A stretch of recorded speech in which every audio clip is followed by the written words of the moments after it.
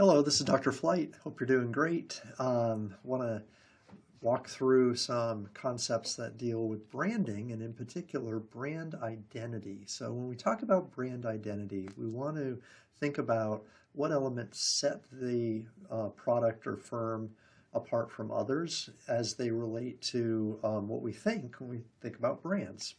And so these elements that create the brand's identity will be important as we go. And there are some things that, as marketers, we kind of have control over. So these items, that help form the image of the actual brand include the product shape, the packaging, symbols, the name of the product itself, colors, jingles, and so on and so forth. So these are all the important things that we can control. However, a brand's image is actually created by the customer. So the customer has to interact with the brand, or the market interacts with the brand and forms their opinion of what the brand is. And so this is kind of one of these critical ideas where we can put it out there, but it has to be managed and used by the customer or the market, and they ultimately decide sort of what the brand is about and what they think it is. But these elements that are under our control, that's what we're going to talk about to a great extent here in this video. And they're the elements that help the marketer form that identity that they have. And so we have a whole bunch of brands down below here with lots of logos and images, and can think about these different components, like these tools that we have. And we'll talk a little bit about brands themselves, the brand name, but certainly the logo that the company has is something that we think about. Nike's swoosh or Apple's apple and such. The colors that are used, sometimes colors come to represent a brand. Carolina blue would be the shade of blue that North Carolina Tar Heels uses in their logoing and in their branding. Carolina blue, it's a very special color of blue. Lettering, the font that companies use. You look at Kellogg's down below. Kellogg's has a very unique font that's very recognizable.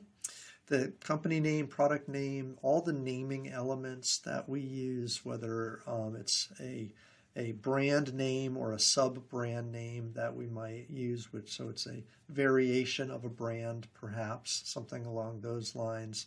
And again, we have numbers and letters again that we go with. The first numbers or letters were the actual name of the company, like P&G, something like that. But again, we have the different fonts and images that are used to create the name as well. So think of all of these as different components that you can use that would help you identify your product without relaying an enormous amount of information. So think about like Nike's apple. All you need is the outline of the apple and it's Nike. I mean, you don't need any words, you don't need any names, you don't need any lettering. It doesn't need to be explained. You know what it is. Look at John Deere's Deere, the logo itself. Again, you don't need John Deere underneath there to know what brand it is. You just simply know that's what it is. And that's the power of some of these tools. If we build these tools and we invest money in the public and the market knowing what these represent, that they represent the company, then it's a shortcut or a cue. Sometimes we call it a heuristic that customers will use when they're trying to understand their very, very complex world that's around them. They would use these as markers. So moving forward, talk a little bit about brand names. Naming your company, naming your brand can take lots of different forms, and there are a number of different strategies that are used to identify a name. So one strategy would be to use a suggestive or a functional name, where the name itself speaks to what the product does itself. So again, Coinstar, Quattro Tread tires.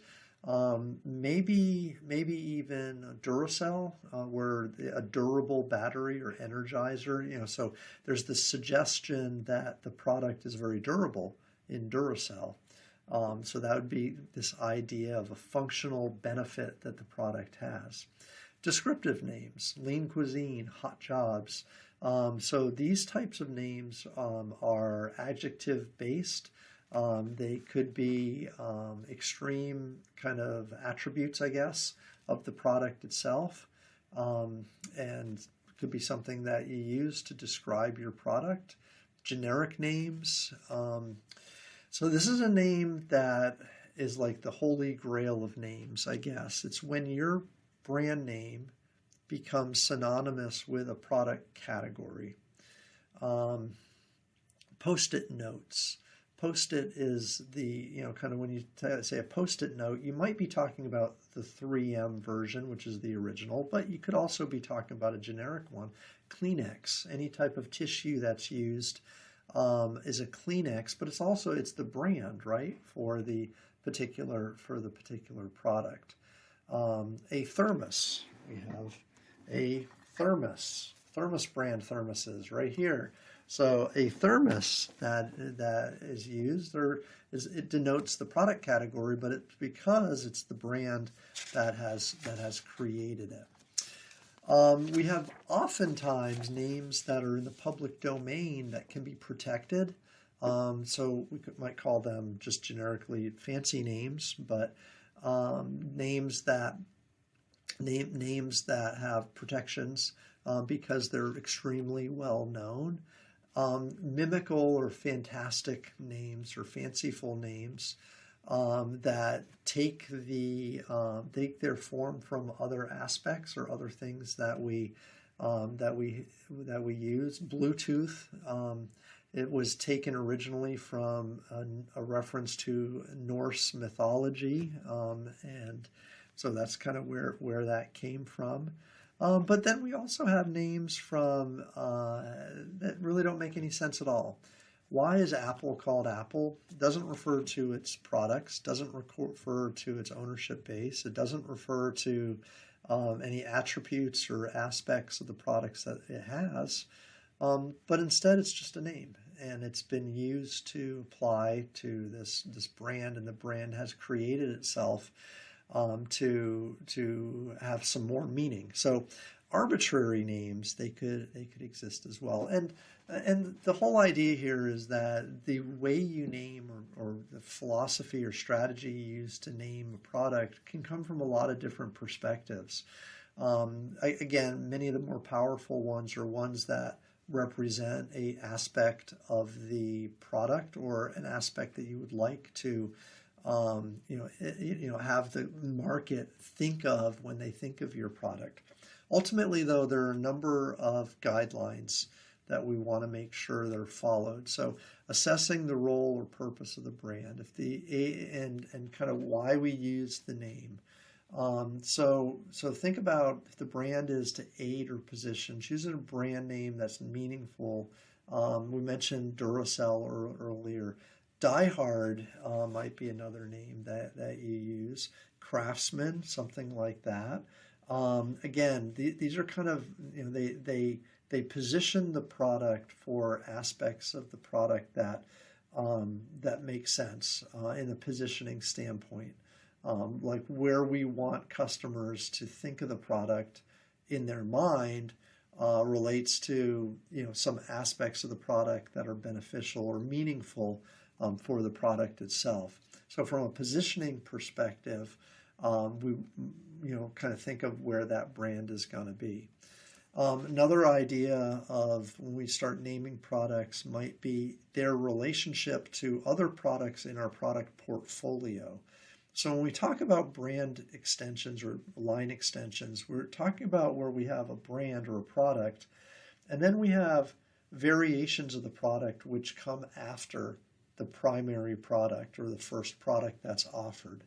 And so can your brand be supported by this parent company or parent brand? Does your new brand, does it extend? Does it take the name and bring it forward? So does it make sense to be able to do that? Long-term positioning in the marketplace. Sometimes we have to change our name, or sometimes our name too closely represents our product. And what happens if our product changes and we have to change the name of the actual product itself? It used to be Starbucks coffee. Coffee was in their name, Starbucks coffee.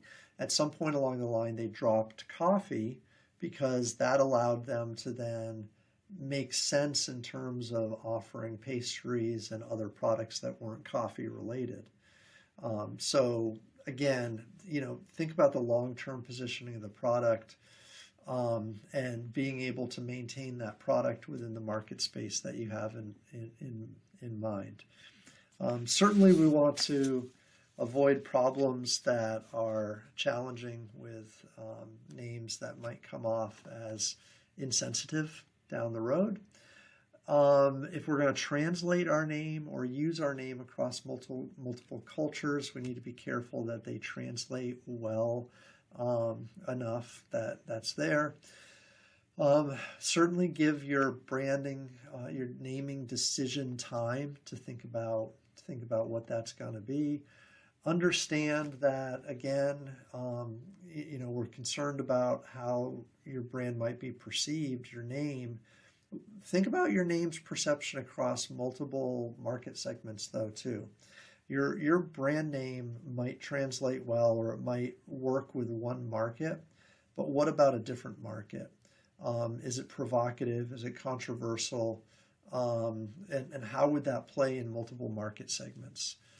Just simply understanding that your name represents you. It represents your organization. If you choose a name that kind of is too confining, then you'll be pigeonholed and you'll have to change your name or stay true and have a very limited product selection. But also you just have to be careful about making sure others haven't taken the name, that it's not protected by other people in the same product category, and some legal issues, things like that as well. Just as a funny side note, you can kind of pause this if you want, but as a bit of humor, you can kind of take a look at some of these interesting names. That were these names used in the U.S., of course, but in English-speaking places, we would have trouble with them. And perhaps, barf, the laundry detergent used in the Middle East, the Sit and Smile toilet paper, for instance, Creep, a coffee creamer brand name.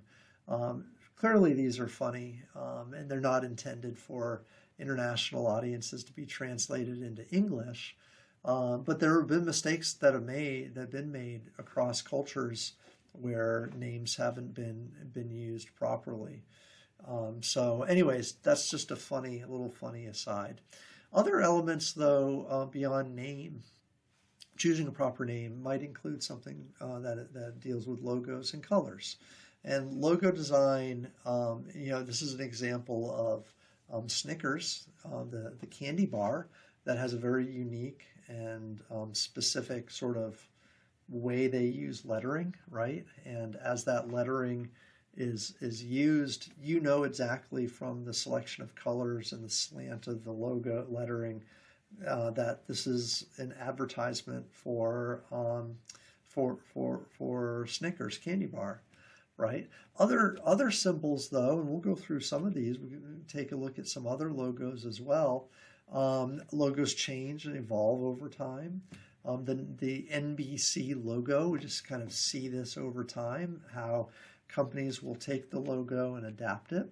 The eventual use of the peacock was brought back from the 50s.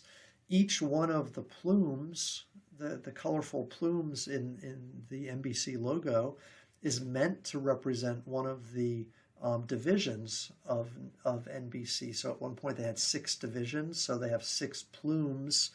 That was what it was, and this is a little outdated even now. So the point of this is just to emphasize this idea that the color schemes, the logos, the imagery that we use change. To some extent, every once in a while, names change, but not very often. So names are more firm and set. So you can be really careful about setting that name. Some other illustrations, we'll look at a lot of these little illustrations here for a variety of different logos and images that you can see. But kind of this Toblerone chocolate, I don't know if you see in the image of the mountain a bear climbing, but the imagery there is set to kind of describe their product and their logo and kind of what they are. When we look at this logo, this is the L, you might see the L, the S, and the O for the London Symphony Orchestra, or you might see the silhouette of a director who is using their baton and directing a choir. So the L is the director. There's the shape of the head of the director in the middle, and then the O at the end is the other arm. So London Symphony Orchestra. Lots of imagery in this logo, which is kind of neat. Pittsburgh Zoo. Now it's pretty hard to miss the lion and the gorilla and the fish and the other animals that are all in there. In this tree that represents their logo, LG. So the LG has their logo of the L and the G in the red circle, but that red circle also looks like a winking face, like a smiling, winking face. Again, it's the imagery they want to provide. We talked about NBC, certainly the peacock, and the divisions of NBC at the time. The Bronx Zoo, which is so cool because we have zebras and we have birds, but what we also have is in between the giraffes in this picture is the outline of the Bronx skyline, buildings that you'd see within the skyline of that area. So that's kind of a cool imagery that you have. Unilever. So this is Unilever's logo, and each one of the symbols represents one of Unilever's divisions, or passions, if you will. So the U is meant as icon. All the icons that the building represents should be displayed or are displayed in some meaning within the U of Unilever. So that's an internal type of shout out to their culture and what they are all about. Hope for Africa, Children Initiative. So certainly the imagery of a lady looking down at a child looking up at maybe a mother or a mother figure within the silhouette of the continent of Africa. It's kind of a cool thing there. Adidas. So the Adidas logo has changed over the years a few times, but this image here represents the staggered approach of a mountain or a hurdle to overcome, and that Adidas is going to help you overcome this hurdle or this obstacle that you have in your way. So it's very symbolic that way. And the last one we'll look at is Audi. Audi has 4 interlocking circles. They represent the original 4 founding companies that came together to help form the company we know today as Audi. So lots of symbolism that goes into this idea of creating an image of a brand. And again, we talk about color selection, the fonts that are used in the lettering. We talk about the logo itself, the shape and the meaning and the hidden meanings behind the logo. Talk about the name, what the name is of the company. These are all elements that help create a brand's identity. But we need to dig into this just a little bit more. I want to talk a little bit more about this notion of identity. There's a model that is helpful to know. It's Kapferer's brand identity prism. Okay, so Jean-Noel Kapferer is a marketing researcher and scientist and scholar who's created this model where we have basically there's going to be 4 parts or or a 2 by 2 space, if you will, where you have the sender, also kind of the idea of the company or the brand at one end, and then we have the receiver, who would be the consumer or the customer, down at the bottom. So those are kind of two parts of this. And then we have an internal kind of component, which is to the left, and then an external component, also here, which would be to the left, I guess. To the right would be the internal component. So personality, culture, and self-image are more focused on internal elements, whereas the physical embodiment of the product and then the relationship and the reflection, those are all external. So kind of to walk you through this a little bit, the first, we could start with number one, which is the physique. When we analyze the brand identity from a physique's perspective, we're looking at the physical packaging, the product itself, the colors that are used, the way the product is designed. When you buy an Apple product, it looks like an Apple product. One of the original suggestions by the author, Kapferer, was, I don't know if you're familiar with the beverage called Orangina. Orangina is an orange drink, but it's in a very, very distinctive glass globe-like bottle. That would be a very distinctive physique for the product.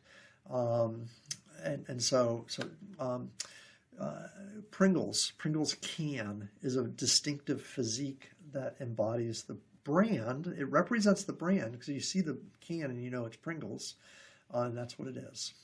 Then that's kind of what that idea is all about.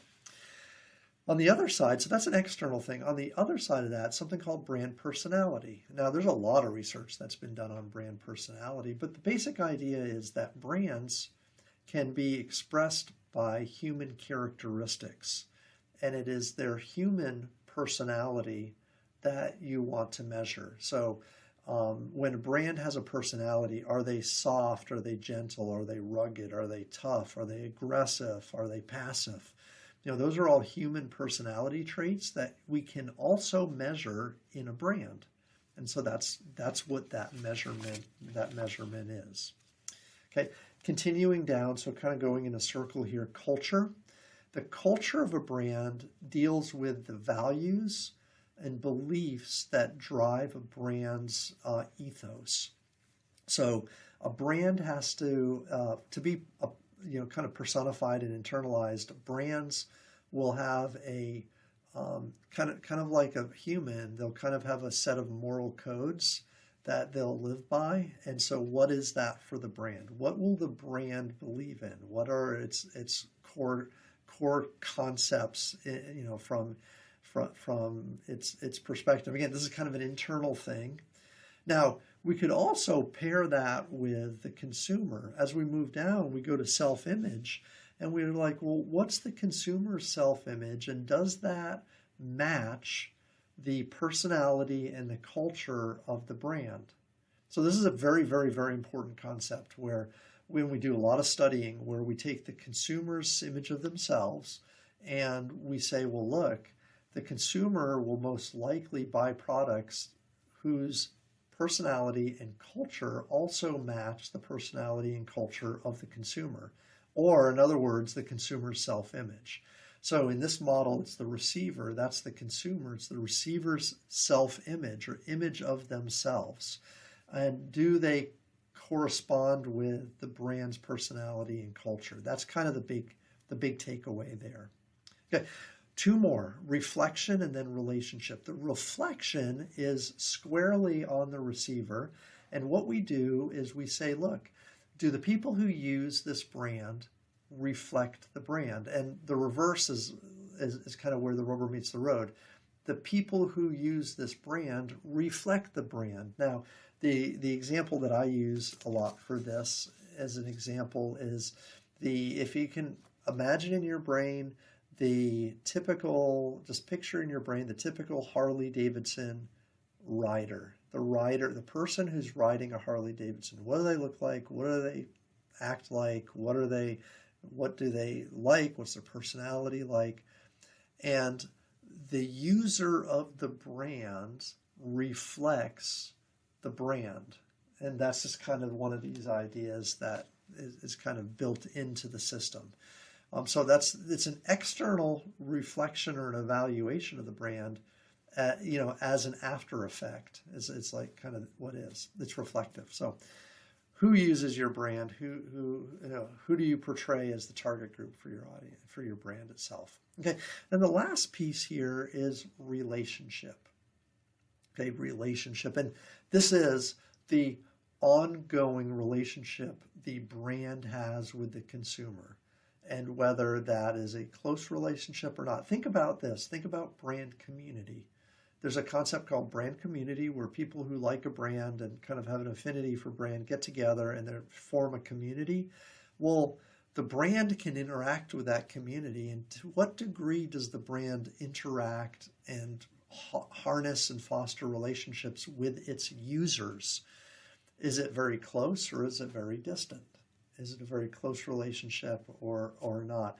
So think CRM a little bit on this. How much does the brand interact with the customer, and are those interactions meaningful? And so you could probably say products that are mass distributed, mass marketed probably have less of a relationship than products that are that target a niche or a very small focused market segment. So market segments that are small and focused would probably expect a stronger relationship with the brand than mass markets would in that case. Okay, so this is kind of this prism that goes around here. Now, here's what I'm going to do. The next 3 slides, I'm going to just kind of sit here for a second. If you want to read these, you can pause and read each of these next 3 slides. These 3 slides walk through what I just talked about. Okay, so I'm not going to go through it again, but I'm just going to sit here, pause this if you want. I'm going to go to the next slide. Again, take your time, pause this if you want to read this, take your time and look at it for culture, relationship elements. And then finally, for our last 2 here, reflection, self-image, just take your time and pause the video. Feel free to pause the video, and don't feel like you need to skip ahead if you don't want to. It's no problem. You can take your time. Okay, so now here, how do we apply this? How is CAPFIR's brand identity prism applied? Well, there's lots and lots and lots of examples that you can pull up, and this video, we're only going to look at a few, but on the PowerPoint slides provided, there are lots of examples, so you can look at these in depth if you wanted to kind of think more, and we'll just kind of walk through some of these. So first one here is Dove. This would be the soap that we have. So the physique, so picture the sender. So this is the sender or the brand at the very top. The physique would include the physical elements of the product, the logo, the look, the color scheme. The actual soap itself is drop shaped. It's shaped, contoured, like soft, and so that it's soft and gentle, and that's kind of what we're saying. So again, personality, natural, soft, and friendly. So those are going to be personality traits. The culture refers to the beliefs, the ethics, the morality, the kind of social elements of the brand. Trust, be universal, don't stereotype, down to earth. So those are sort of the moral compass elements of the brand. Self-image. So this would be the self-image of the user. Who uses, the self-image of the user should match the personality of the brand, and it should all be delivered through that cultural element. So the self-image of the user, they're confident, beautiful, and inspired, and that should match these other elements that Dove is trying to build in the identity of its brand. Okay. Reflection. So who uses this brand? What market is the market that uses that? So it reflects, the users reflect what the brand is. They're natural, confident, modern women. Those are the users of the brand. And how much relationship strength, and what's the relationship like between the brand and its users? They want to be close. They want to make them feel considered, considered with no distinction, I think is what that should say. We should be empowering or redefining true beauty for the user. There should be a relationship that allows the user to use Dove as a tool to redefine themselves and to consider themselves in this space of beauty. So again, this is kind of like a level of relationship, being close to women. So close relationship is what you're kind of looking at there. All right, so this is the brand identity concept. Well, there's lots here, so you can go through all of these if you want. Zara is second here. So they want to react quickly. They're confident. It's a European model, international, confident, fashionable, unique buyers. Individuals are also stylish and individualistic, trustworthy, and quality and fair exchange is going to be the relationships that they have. Ferrari, classy, ambitious, athletic. Their actual physical elements deal with their logo of the horse, the color scheme that they have, and it's like a shield. Okay, the culture that they are part of, Formula One, luxury, and Italian. Okay, self-image of their users, elite, I want to be the best. It's their personality of the user. Again, compare that to the personality of the actual brand. Reflection, who buys these products? Wealthy, middle-aged men who want to express their social status, and the level of relationship that Ferrari wants to have with their brand, with their customers, very close, very exclusive. They want to have a strong bond with them. Okay, so a couple applications here. As you download these PowerPoints, feel free to look at these more so. There are lots and lots of examples of these.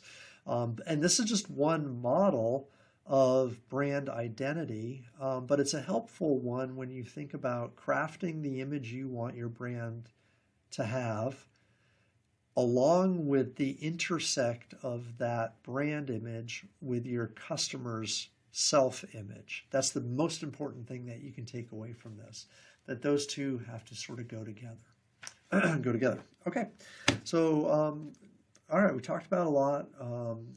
Again, the identity prism, brand names, brand elements, those types of things, all come together to create what we call brand identity.